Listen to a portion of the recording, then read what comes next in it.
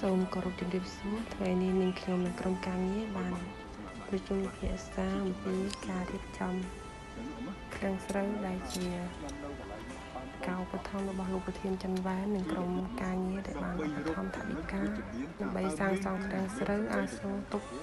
ស្រូវចែកជូនជាអង្គឬស្រូវដល់ប្រជាពលរដ្ឋក្រីក្រនិងប្រជាពលរដ្ឋដែលមានជីវភាពខ្វះខាតនៅក្នុងខេត្តបន្ទាយមានជ័យ